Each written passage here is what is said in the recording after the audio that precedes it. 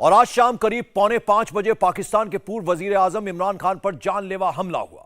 लाहौर से 150 किलोमीटर दूर वजीराबाद में इमरान खान अपनी पार्टी का लॉन्ग मार्च निकाल रहे थे। ठीक उसी वक्त इमरान खान के ऊपर दनादन गोलियां चलाई गई। इमरान खान को निशाना बनाकर 8 गोलियां दागी गई। 2 गोलियां इमरान खान के दोनों पैर में लगी। उस वक्त इमरान खान कंटेनर पर चढ़े हुए थे, लड़खड़ा कर गिर पड़े। हमलावर और गोलियां चलाता इससे पहले ही भीड़ में से एक लड़के ने हमलावर के हाथ पकड़ लिए और उसकी बंदूक छीन ली। लहूलुहान इमरान खान को कंटेनर से नीचे उतारकर हॉस्पिटल ले जाया गया। फिलहाल इमरान खान खतरे से बाहर हैं, लेकिन पाकिस्तान खतरनाक मोड़ पर पहुंच चुका है। लाहौर से लेकर पेशावर तक में आगजनी हो रही है। इमरान खान की पार्टी खुलेआम कह रही है कि जानबूझकर साजिश रचकर इमरान खान पर यह हमला किया गया। इमरान खान के साथी कह रहे हैं कि आज इमरान खान को मारने का प्लान बनाया गया था। हमलावर कौन था, हमला किसके कहने पर हुआ, हमले के बाद उसने क्या बताया, पूरी इनसाइड स्टोरी आपको बताते हैं।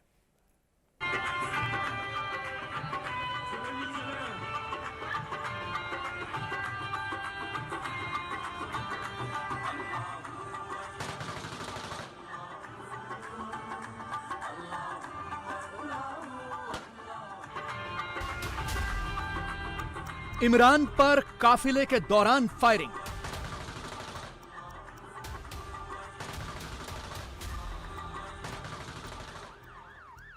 इमरान खान के दोनों पैरों में लगी गोली।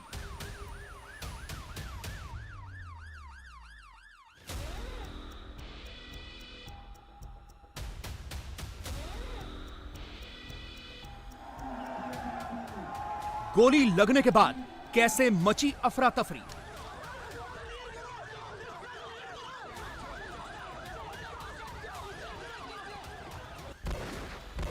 यही था वो हमलावर जिसने फायरिंग की।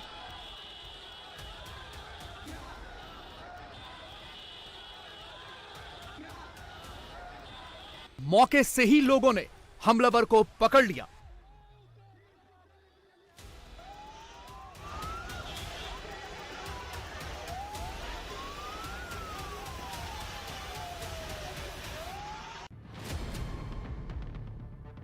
पाकिस्तान के प्रधानमंत्री इमरान खान आज एक जानलेवा हमले में बाल बाल बच गए।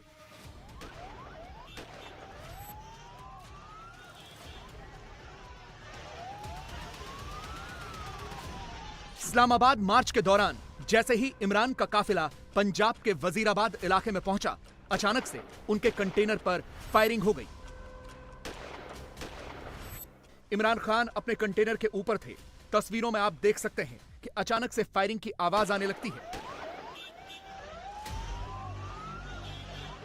पहले तो लोगों की समझ में नहीं आया कि यह क्या हुआ, लगा जैसे कोई पटाखे फोड़ रहा हो, लेकिन पाकिस्तानी गोली की आवाज पहचानते हैं, इसीलिए उन्हें तुरंत समझ में आ गया कि यहां गोलियां चल रही हैं। तस्वीरों में आप अफरा तफरी देख सकते हैं। तुरंत भगदड़ मच गई। यही तस्वीरें एक और एंगल से देखिए, कैसे गोलियां चलने के बाद इमरान की पार्टी के नेता और कार्यकर्ता भाग रहे हैं।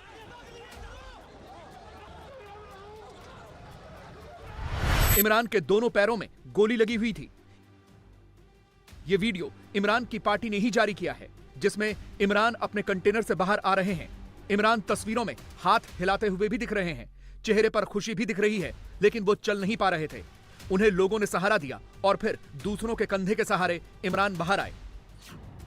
इसके बाद इमरान खान को अस्पताल ले जाया गया। ये उसी वक्त की तस्वीरें हैं जब उन्हें दूसरी गाड़ी में शिफ्ट किया जा रहा था, लेकिन उनके कार्यकर्ता किसी पर भी विश्वास करने को तैयार नहीं थे, क्योंकि पुलिस के तमाम इंतजामों के बावजूद इमरान पर जानलेवा हमला हो गया। इसीलिए उनकी ये कार पूरी तरह से सुरक्षा कर्मियों और कार्यकर्ताओं से घिरी हुई है, जो गाड़ी की छत पर भी मौजूद थे। इमरान खान को तुरंत लाहौर के शौकत खानम अस्पताल ले जाया गया। तस्वीरों में आप देख सकते हैं कि इमरान खान चल नहीं पा रहे हैं। वो अपने कार्यकर्ताओं से घिरे हुए हैं। बहुत मुश्किल से दूसरों के कंधे के सहारे वो चले। उन्हें देखकर यह साफ लग रहा है कि वो दर्द से कराह रहे हैं। उनके हाथ में वो तस्बीह भी मौजूद थी, जो उनकी पत्नी बुशरा बीबी ने उन्हें दी है और जिसे वो 24 घंटे जपते रहते हैं। अब जरा वो सनसनीखेज वीडियो भी देखिए, जब इमरान पर यह कातिलाना हमला हुआ। हमलावर भी इस वीडियो में रिकॉर्ड हुआ है। इमरान की पार्टी के एक कार्यकर्ता ने इस हमलावर के हाथ को पकड़ा हुआ है। उसके हाथ में बंदूक साफ दिख रही है, लेकिन उसने अपना हाथ छुड़ाया और अचानक से भाग गया। तुरंत भगदड़ मच गई, लोग भागने लगे, अपने अपने लिए सुरक्षित जगह तलाशने लगे, लेकिन हमलावर भाग गया। हालांकि थोड़ी देर बाद उसे पकड़ लिया गया। इन तस्वीरों में आप देख सकते हैं कि हमलावर पुलिस की गिरफ्त में है। उसे बुरी तरह से पीटा जा रहा है। इमरान के कार्यकर्ता बहुत ज्यादा गुस्से में हैं। वो इस हमलावर को पीट रहे थे। इस हमलावर का नाम नवीद था। अब उसका एक बयान भी आया है जिसमें वो साफ साफ कबूल रहा है कि वो इमरान खान को मारने आया था, क्योंकि इमरान लोगों को गुमराह कर रहे थे। अच्छा, ये बताओ कि ये तुमने काम क्यों किया है? अस्सलाम वालेकुम। हाँ, ये सर मैंने इसलिए किया है कि ये लोगों को गुमराह कर रहा था इमरान खान, और मुझसे ये चीज़ देखी नहीं गई, और मैंने इसको मार दिया। मारने की कोशिश की, पूरी मारने की कोशिश की कि मैं इसको मारूं, सिर्फ और सिर्फ इमरान खान को और किसी को नहीं। ये तुमने क्यों ये सोचा? ये मैंने सोचा उधर अजान हो रही है, उधर डेक लगा के शोर कर, नहीं, ये तुमने अचानक को सोच के मेरे ज़मीर में ये चीज़ अच्छा नहीं माना। अचानक फैसले किए या पहले? अचानक फैसला किया, दिन से, सुबह से, जिस दिन का ये लाहौर से चला है उस दिन से मैंने ये साजिश ये सोची जिस दिन से लाहौर से चले? कि मैंने इसको छोड़ना नहीं, तुम्हारे पीछे कौन है जिसने ये सारा? मेरे पीछे कोई नहीं है, मैं अल्हम्दुलिल्लाह। तुम्हारे साथ कितने लोग थे? कोई भी नहीं है, अकेला। जब तुम घर से आए हो तो कौन था तुम्हारे साथ? अकेला था, बाइक अपनी पे आया हूँ, अपनी बाइक। बाइक कहाँ है तुम्हारी? बाइक मैंने मामू की दुकान पे खड़ी कर दी थी। मामू की दुकान पे खड़ी कर दी, शॉप पे। मामू तुम्हारा क्या करता है? वो मोटरसाइकिल की दुकान है, शोरूम है। उसने निकाले, मुझे नहीं लगता ऊपर किसी को लगाओ, लेकिन वो तैयारी में नहीं था। उसने निकालते साथ ही ऐसे करके फायर मारा। अब जरा उस शख्स को भी जान लीजिए जिसने इमरान खान की जान बचाई है। ये इमरान की ही पार्टी का एक कार्यकर्ता है। सुनिए उसने कैसे इमरान को बचाया।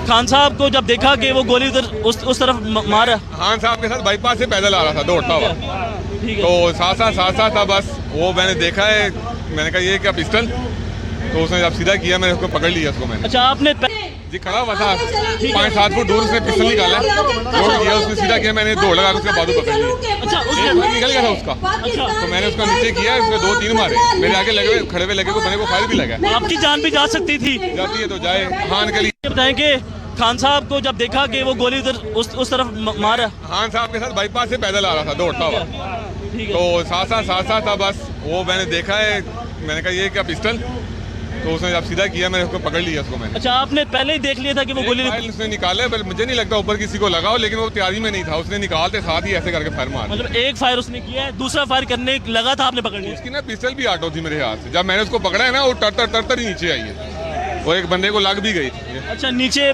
जो बंदा था उसको लगी है। हाँ, और आपको भी लग सकती थी। लग जाती तो लग जाती, यहाँ लग जाती। जी नाज़रीन, आप देख सकते हैं कि एक फायर उसने कर लिया था, दूसरा फायर करने लगा था। इब्तिसाम ने उसको पकड़ा है, और इस वक्त इब्तिसाम जो है पाकिस्तान का हीरो है, ये कह सकते हैं। अल्हम्दुलिल्लाह, पता नहीं हीरो तो कोई नहीं है। खान साहब के लिए क्या पैगाम देंगे? खान साहब जब तक हम जिंदा है ना, मुखलिस साहब को आंच भी नहीं आ सकती, और इस बात के लिए मैं शर्मिंदा हूँ कि मैं उसको पहले फायर भी नहीं पकड़ सका। इंशाअल्लाह ताला आइंदा ऐसा कोई सोचे भी ना, नहीं तो वो तो पुलिस पकड़ के लेगी, मैं उसको मार देना। ये बहादुरी का जज्बा कहाँ से है सर? आ गया, बस अल्लाह पाक ने दिया है, और तब से उनके फैन है। अल्हम्दुलिल्लाह पढ़ के निकले हुए हैं। ठीक है। इमरान के पैरों में गोली लगी, और उनके अलावा उन्हीं की पार्टी के 2 नेता सांसद फैसल जावेद और अहमद चट्ठा घायल हुए। ये इमरान की ही पार्टी के सांसद फैसल जावेद हैं। वो बुरी तरह से घायल हैं। उनका अस्पताल में इलाज चल रहा है। उनके कपड़ों पर लगा खून बता रहा है कि हमला कितना जानलेवा था। सुनिए उन्होंने क्या कहा। सबके लिए दुआएं, आप सबको अपने जुबान में रखें। इमरान खान साहब के लिए दुआएं, अल्लाह उन्हें अपने जुबान में रखे। अल्लाह की करम है, सब खैरियत से। एक साथी हमारे जो शहीद जख्मी है, एक साथी का बताया जा रहा है कि वो शहीद हो गए, और बाकी साथी शहीद जख्मी है। बस दुआएं करें, सबके लिए दुआ करें। हम भी दुआ करते हैं, आप भी दुआ करें। अपने नेता पर हुए हमले के बाद पाकिस्तान तहरीक इंसाफ के सभी नेता बहुत गुस्से में हैं। फवाद चौधरी तो अभी से बदले की बात कर रहे हैं। पाकिस्तान के पॉपुलर लीडर्स को, पाकिस्तान के अवाम की क़यादत करने वालों को हटा दिया जाए, उनके ऊपर कातलाना हमले किए जाए और उनको मिटा दिया जाए। ये पहला मौका नहीं है पाकिस्तान में। इमरान खान के ऊपर हमला पाकिस्तान के ऊपर हमला है और इसका बदला लिया जाएगा। ऐसे नहीं चलता। हमारे बच्चों का खून यहाँ बहा है, हमारे लीडर का खून यहाँ बहा है। ये बदला लोगे। पाकिस्तान के तरीके इंसाफ के लोगों को मैं कहता हूँ, वादा करो, बदला लो। जिस तरीके से हम अमन की पार्टी है, हम बंदूकों वाली पार्टी नहीं है, लेकिन हमारे लीडर के ऊपर बंदूकों से हमला किया गया है। उस दिन लोग जो इसके पीछे हैं वो कान खुल के सुन ले, आप कान खोल के सुन ले, हम इसका बदला लेंगे इंशाअल्लाह। पाकिस्तान के पूर्व मंत्री और विवादास्पद नेता शेख रशीद ने क्या कहा, यह भी सुन लीजिए। इमरान खान की जान पे हमला, पाकिस्तान की सलामती पे हमला है, पाकिस्तान की जमहूरियत पे हमला है, पाकिस्तान की खाना जंगी की साजिश है। ये इमरान खान की जान लेने का एक मुनज़्ज़म मंसूबा है। अवाम की ताकत के आगे कोई खड़ा नहीं हो सकता। और राना सनाउल्लाह जैसा उजरती कातिल और ज़हनी मरीज जिसका बार बार ये जिक्र कर रहा है, जिसका ये बार बार जिक्र कर रहा था कि हम कुचल देंगे, 25 तारीख को ये चले गए। ये साजिश के तहत मुसल्लत किए गए बहकारी सारी दुनिया में नाकाम हो गए, इनको कोई खैरात नहीं मिली। अब जब लोग रावलपिंडी की तरफ बढ़ रहे थे तो रावलपिंडी से एक समंदर निकलना है। ये कंटेनर और ये 27 किलोमीटर की जेल, यहां से इनको भागने नहीं देंगे, इनको कानून के हवाले करेंगे। मैं आवाम से अपील करूंगा कि वो पुरअमन रहें, कानून को हाथ में नहीं लें। अल्लाह का शुक्र है कि इमरान खान की जान बच गई है और मेरे मौला ने चाहा तो ये क्रिमिनल माइंडेड ज़हनी मरीज और उजरती कातिल राना सनाउल्लाह और उसके पीछे मौजूदा साजिशी हुकूमत कानून के शिकंजे में आएगी और कानून के दायरे से नहीं निकल सकती। पाकिस्तान इन मसाइल से निकलेगा और कौम इमरान खान के पीछे खड़ी है और जो असली और नस्ली है वो इमरान खान के साथ खड़ा है। और पाकिस्तान इंशाअल्लाह इन साजिशों से इसी महीने में इनको बेनकाब कर देगा और पाकिस्तान आगे बढ़ेगा। टीवी देख रहा हूँ, बड़ी डिस्टर्बिंग न्यूज़। पाकिस्तान के पूर्व क्रिकेटर शोएब अख्तर ने भी इमरान पर हुए इस जानलेवा हमले की निंदा की है। जी अस्सलाम वालेकुम, मैं टीवी देख रहा हूँ, बड़ी डिस्टर्बिंग न्यूज़। इमरान भाई की गोली लगी, वेरी डिस्टर्बिंग न्यूज़। और by the looks of it looks alright. पाँव पे गोली लगी है, अभी बच गए, अल्लाह उनको महफूज रखे।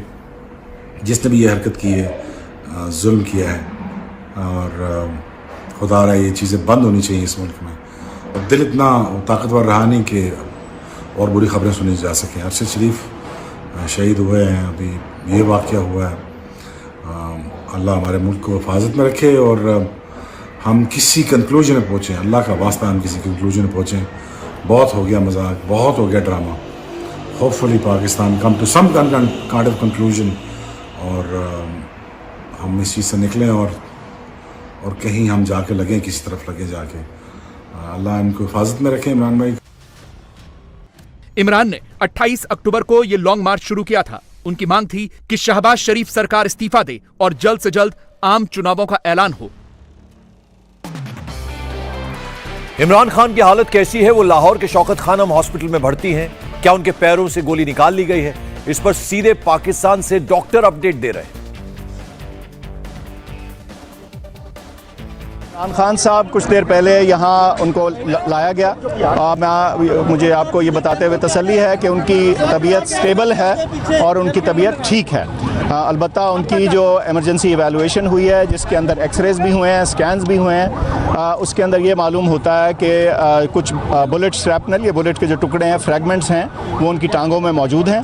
और एक जगह पे उनकी जो एक टांग है, टिबिया की जो बोन होती है, उसमें बोन थोड़ा सा चिप हुई है। इस वक्त तक इतनी ही मालूमात हैं और इतनी इन्फॉर्मेशन है।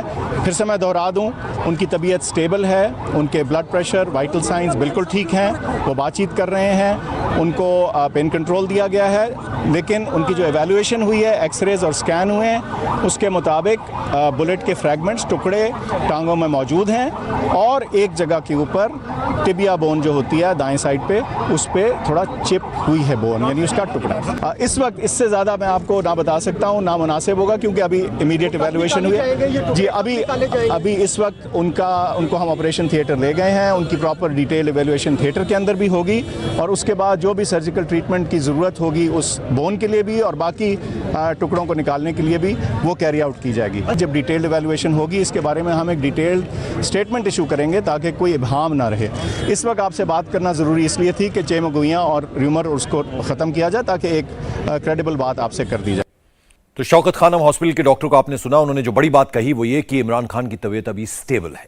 पाकिस्तान के पंजाब में इमरान खान की पार्टी की ही सरकार है। इमरान को फिलहाल सिक्योरिटी उन्हीं की सरकार ने दी थी, लेकिन इमरान खान के दुश्मन हजार हैं। पिछले 72 घंटों में इमरान के खुलेआम पाकिस्तान की आर्मी और आईएसआई दोनों को उन्होंने धमकी दी थी। इमरान ने आईएसआई की चीफ का नाम लेकर कहा था कि वो बड़ा खुलासा करेंगे, ऐसा खुलासा करेंगे जिसके बाद पाकिस्तान हिल जाएगा। इमरान खुलासा कर पाते ठीक उससे पहले गोलियां चल गई। सोचिए, पाकिस्तान एक ऐसा मुल्क है जहां पूर्व प्रधानमंत्री के पास आकर कोई गोली चला देता है। इमरान खान की पार्टी कह रही है हत्या होने वाली थी। इमरान के विरोधी कह रहे हैं इमरान की पार्टी ने ही उन्हें सुरक्षा क्यों नहीं दी। सबकी नजर उस हमलावर पर है जिसे पकड़ा गया है। वो कौन है, उसने अब तक क्या बताया है? ये सर मैंने इसलिए किया है कि ये लोगों को गुमराह कर रहा था इमरान खान, और मुझसे ये चीज़ देखी नहीं गई और मैंने इसको मार दिया। कोई अफसोस नहीं, जो किया सही किया और मैंने ही इमरान को मारा। डंके की चोट पर सीधा कबूलनामा, मैंने ही इमरान पर गोलियां चलाई। लेकिन इमरान को क्यों गोलियां मारी? इमरान पर हमले के पीछे कौन? इमरान पर हमला किसकी साजिश? इमरान पर हमले के पीछे सियासी दुश्मनी या आर्मी? पूरी दुनिया यह सवाल जानना चाह रही है कि इमरान पर हमले का सच क्या है। पहले हमलावर ने जो बताया वो सुनिए, फिर इस हमले की दूसरी कहानी बताएंगे। अच्छा ये बताओ कि ये तुमने काम क्यों किया है? अस्सलाम वालेकुम। हाँ, ये सर मैंने इसलिए किया है कि ये लोगों को गुमराह कर रहा था इमरान खान, और मुझसे ये चीज़ देखी नहीं गई और मैंने इसको मार दिया। मारने की कोशिश की, पूरी मारने की कोशिश की कि मैं इसको मारूं, सिर्फ और सिर्फ इमरान खान को और किसी को नहीं।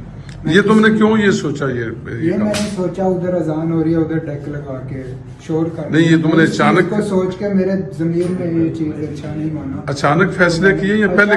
फैसला किया दिन से, सुबह से, जिस दिन का ये लाहौर से चला है उस दिन से मैंने ये साजिश ये सोची, जिस दिन से लाहौर से चला कि मैंने इसको छोड़ना नहीं। तुम्हारे पीछे कौन है जिसने ये सारा? मेरे पीछे कोई नहीं है, मैं अल्हम्दुलिल्लाह। तुम्हारे साथ कितने लोग थे? कोई भी नहीं है, अकेला। जब तुम घर से आए हो तो कौन था तुम्हारे साथ? अकेला था, बाइक अपनी पे आया हूँ, अपनी बाइक। बाइक कहाँ है तुम्हारी? बाइक मैंने मामू की दुकान पे खड़ी कर दी थी। मामू की दुकान पे खड़ी कर दी शॉप। ठीक। मामू तुम्हारा क्या करता है? वो मोटरसाइकिल की दुकान है, शोरूम में। पाकिस्तान के पॉपुलर लीडर्स को, पाकिस्तान के अवाम की क़यादत करने वालों को हटा दिया जाए, उनके ऊपर कातिलाना हमले किए जाए और उनको मिटा दिया जाए। ये पहला मौका नहीं है पाकिस्तान में। इमरान खान के ऊपर हमला पाकिस्तान के ऊपर हमला है और इसका बदला लिया जाएगा। हमारे बच्चों का खून यहाँ पर है, हमारे लीडर का खून यहाँ पर, ये बदला लोगे। पाकिस्तान के तरीके इंसाफ के लोगों को मैं कहता हूँ, वादा करो, बदला लो। जिस तरीके से हम अमन की पार्टी है, हम बंदूकों वाली पार्टी नहीं है, लेकिन हमारे लीडर के ऊपर बंदूकों से हमला किया गया है। उस दिन लोग जो इसके पीछे हैं वो कान खुल के सुन ले, आप कान खोल के सुन ले, हम इसका बदला लेंगे इंशाअल्लाह। इमरान को गोली लगी है और इमरान की पार्टी अब इसे भुनाने में लगी है। लेकिन इसी बीच हमलावर के बारे में नई जानकारी मिली है जिसने इस पूरी घटना में नया एंगल दे दिया है। बताया जा रहा है कि आरोपी नवीद इमरान की पार्टी के एक सांसद का गार्ड है, इमरान की पार्टी का कार्यकर्ता है। सिर्फ यही नहीं, विपक्ष का सवाल है कि पंजाब में इमरान की पार्टी की सरकार है, इमरान की सिक्योरिटी पंजाब पुलिस की थी। ऐसे में जिस तरह से इमरान पर हमला हुआ उसकी पूरी जांच होनी चाहिए। पंजाब की हदूद के अंदर ये वाक़या पेश आया है। पंजाब की इंतज़ामिया, पंजाब की पुलिस, पंजाब की इंटेलिजेंस, ये तमाम वो चीज़ें हैं। लेकिन एक गुजारिश मैं ज़रूर करना चाहूँगी, अगर वो लोग मेरी बात सुन रहे हैं और आज के वाक़ये से सबक सीखते हुए, मैं ये ज़रूर कहूँगी कि इस वाक़ये पे सियासत मत करें। इस वाक़ये पे बिल्कुल सियासत मत करें। अपने जो अल्फाज हैं उनका चुनाव ज़िम्मेदारी के साथ करें। आप लोगों के, हम लोगों के अल्फाज का चुनाव, हमारी स्टेटमेंट्स, हमारे अल्फाज वो जो असर करते हैं, और वही जो आपकी अब मैं सुन रही थी कि एक बहुत ही ज़िम्मेदार खातून जो है गैर ज़िम्मेदाराना स्टेटमेंट दे रही थी। वैसे तो वो अमूमन देती रहती हैं, लेकिन ज़िम्मेदारी की स्टेटमेंट दें। वो कह रही थी कि राना सनाउल्लाह साहब ने ये कातलाना हमला किया है। तो यही वो स्टेटमेंट्स हैं, यही वो रवैये हैं, यही वो अल्फाज का चुनाव है, यही वो इंतशारी माइंडसेट है, गैर ज़िम्मेदाराना स्टेटमेंट्स हैं जो इस किस्म के जो वाक़यात हैं उसके नताइज अवाम को भुगतने पड़ते हैं। मैं मीडिया से भी गुजारिश करूंगी कि जब तक पंजाब हुकूमत, पंजाब की पुलिस, पंजाब की इंतज़ामिया, वज़ीर आला पंजाब जब तक कोई हतमी हक़ाइक़ पे मबनी रिपोर्ट पेश नहीं करते, जिस तरह कि अभी पंजाब पुलिस ने वो जो शख्स है उसका जो इंटरव्यू है, उसका जो बयान है, वो गुजरात के थाने में पंजाब पुलिस ने रिकॉर्ड करके मीडिया को दिया है। इमरान खान पर हुए हमले के फौरन बाद पूरे पाकिस्तान में विरोध प्रदर्शन शुरू हो गए। लोगों की दुकानों और घरों को निशाना बनाया जाने लगा।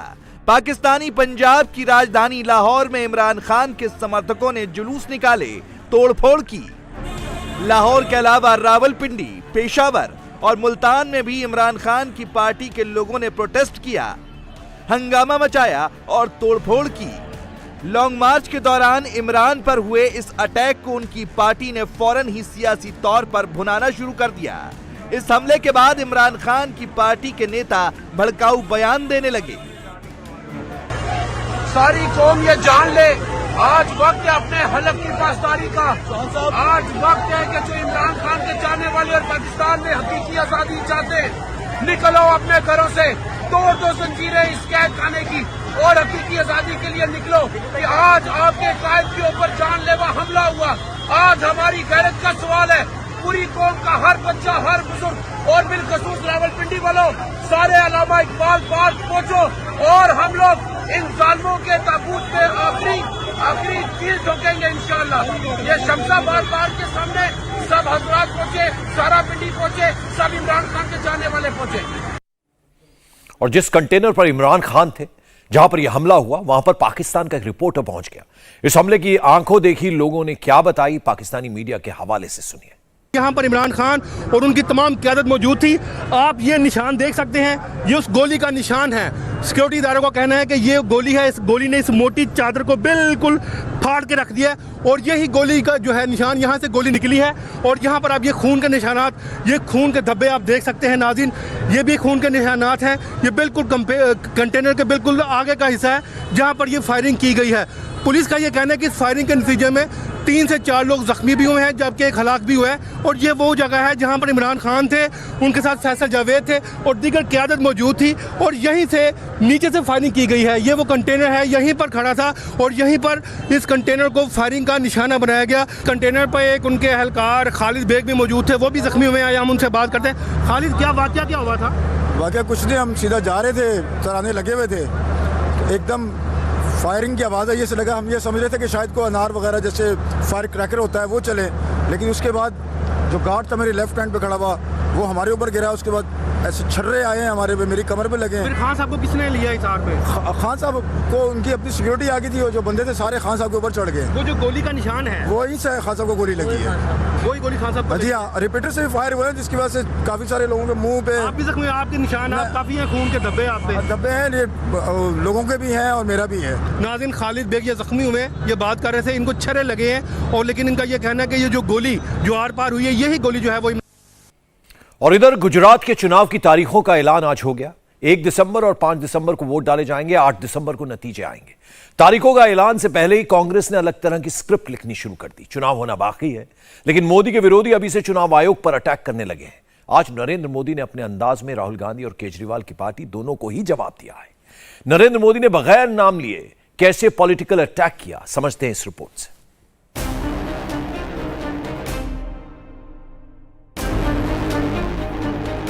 नरेंद्र मोदी ने आज अपने विरोधियों पर जबरदस्त सियासी सर्जिकल स्ट्राइक किया।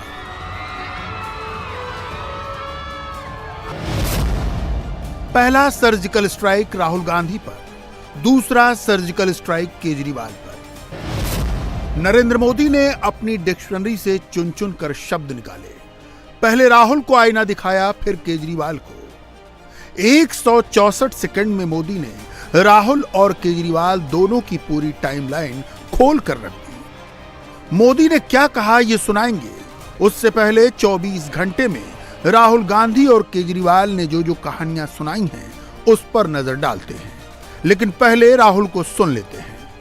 भारत जोड़ो यात्रा एक विचारधारा है और एक सिंबल है, और जो बीजेपी की विचारधारा है उसके खिलाफ क्लैरिटी से एक दूसरी विचारधारा रखने का तरीका है। रास्ता लंबा है, बीजेपी से लड़ना, जो इंस्टीट्यूशनल कैप्चर इन्होंने किया है उससे लड़ना 2 मिनट का काम नहीं है। There is an element of institutional capture which they have done, which the united opposition will reverse, and it's important that people who have played a role in this institutional capture, they realize that you cannot get away with this scot-free, that there is a cost involved in capturing the institutions of this country and trying to destroy the institutions in this country, and you will pay that price. It is a political action against the way the BJP and the RSS are dividing the country and damaging the country, spreading hatred, spreading violence. The aim of the action is that the hatred and the violence that the BJP is spreading are weakening the country. They are anti-national activities. One way of looking at the BJP, that it is a political organization. That's a rather superficial way of looking at the BJP. BJP is actually an emotion, and that emotion at a superficial level is hatred. But if you scratch a little bit, it is actually fear. They're actually scared. Congress party, it is the opposite of fear. What is the opposite of fear?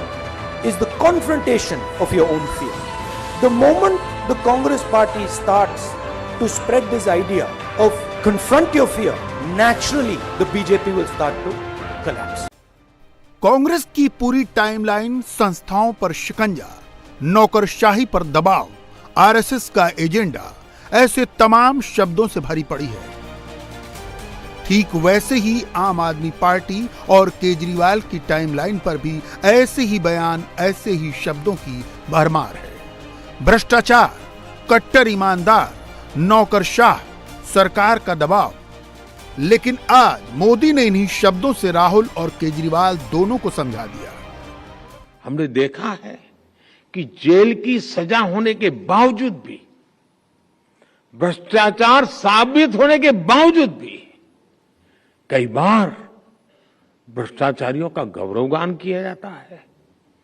मैं तो देख रहा हूं ऐसे ईमानदारी का ठेका लेकर के घूमने वाले लोग, उनके साथ जाकर के ऐसे हाथ पकड़ के फोटो निकालने में शर्म नहीं आती उनको।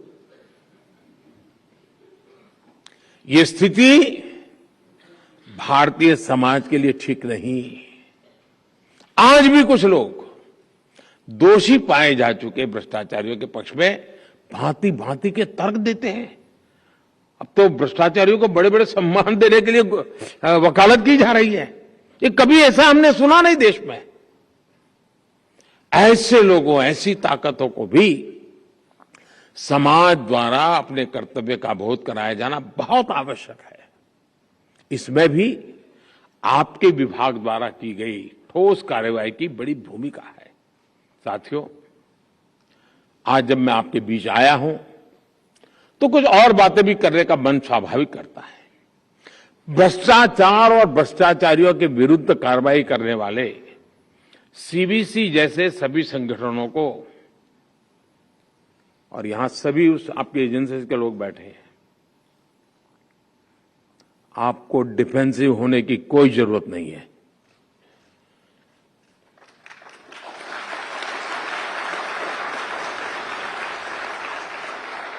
अगर देश की भलाई के लिए काम करते हैं तो अपराध बोध में जीने की जरूरत नहीं है दोस्तों।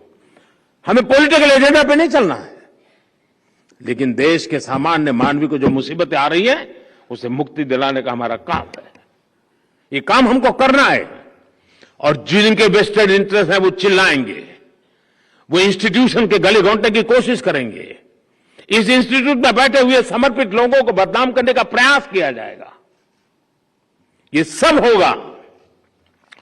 मैं लंबे अरसे तक इस व्यवस्था से निकला हुआ दोस्तों। लंबे अरसे तक हेड ऑफ द गवर्नमेंट के रूप में काम करने का मुझे अवसर मिला है। मैंने बहुत गालियां सुनी, बहुत आरोप सुने दोस्तों, कुछ बचा नहीं मेरे लिए, लेकिन जनता जनार्दन ईश्वर का रूप होती है।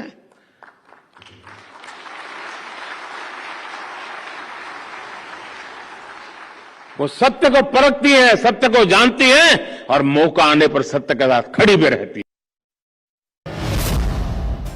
मोदी ने जिस बात का जिक्र किया वो तस्वीर साल 2000 की पटना की है, जब मुख्यमंत्री नीतीश कुमार की शपथ के मौके पर एक मंच पर लालू और केजरीवाल नजर आए थे। दोनों ने एक साथ हाथ उठाकर विपक्षी एकता की तस्वीर दिखाई थी। इतना ही नहीं, लालू केजरीवाल से गले भी मिले। मोदी इसी तस्वीर का जिक्र कर रहे थे और जनता को आगाह कर रहे थे। ये वो तस्वीर थी जिसमें एक तरफ लालू यादव जो भ्रष्टाचार के आरोपी हैं और दूसरे खुद को कट्टर ईमानदारी का चेहरा बताने वाले केजरीवाल। मोदी क्यों भ्रष्टाचार के बहाने ईमानदारी का ढोल पीटने वाले केजरीवाल को आईने में उतार रहे हैं, समझ सकते हैं। साथियों, हमारे देश में भ्रष्टाचार की और देशवासियों को आगे बढ़ने से रोकने वाली दो बड़ी वजह रही है। एक, सुविधाओं का अभाव, और दूसरा, सरकार का अनावश्यक दबाव। लंबे समय तक हमारे यहां सुविधाओं का, अवसरों का अभाव बनाए रखा गया। एक गैप, एक खाई बढ़ने दी गई। इससे एक अस्वस्थ स्पर्धा शुरू हुई, जिसमें किसी भी लाभ को, किसी भी सुविधा को दूसरे से पहले पाने की होड़ लग गई। इस होड़ ने भ्रष्टाचार का इकोसिस्टम बनाने के लिए एक प्रकार से खाद पानी का काम किया। राशन की दुकान में लाइन, गैस कनेक्शन से लेकर सिलेंडर भरवाने में लाइन, बिल भरना हो, एडमिशन लेना हो, लाइसेंस लेना हो, कोई परमिशन लेनी हो, सब जगह लाइन। ये लाइन जितनी लंबी, भ्रष्टाचार की जमीन उतनी ही समृद्ध। और इस तरह के भ्रष्टाचार का सबसे ज्यादा नुकसान अगर किसी को उठाना पड़ता है तो वो है देश का गरीब और देश का मध्यम वर्ग। जब देश का गरीब और मध्यम वर्ग अपनी ऊर्जा इन्हीं संसाधनों को जुटाने में लगा देगा तो फिर देश कैसे आगे बढ़ेगा, कैसे विकसित होगा। राहुल गांधी भारत जोड़ो यात्रा कर रहे हैं, केजरीवाल अपनी ईमानदारी का सर्टिफिकेट दे रहे हैं, और जब मोदी अपने 8 सालों की बात कर रहे हैं तो इशारा कांग्रेस और केजरीवाल की सरकार की तरफ कर रहे हैं। ये किसी से छिपा नहीं है। कांग्रेस के शासन में हथियार घोटाला, 2G घोटाला, कोयला घोटाला, घोटालों की पूरी फाइल मिली थी। भ्रष्टाचार मुक्त सरकार के नाम पर केजरीवाल आए थे, लेकिन भ्रष्टाचार को लेकर ही सवाल उठे। केजरीवाल के डिप्टी सीएम पर नई लिकर पॉलिसी के तहत शराब घोटाले का आरोप है। हवाला कारोबार के मामले में मंत्री सत्येंद्र जैन जेल में हैं। स्कूल के कंस्ट्रक्शन के नियमों की अनदेखी का भी आप सरकार पर आरोप है। इंडिया टीवी हर वक्त हर जगह डाउनलोड करने के लिए सर्च करें India TV news Google play store या ऐप स्टोर पर।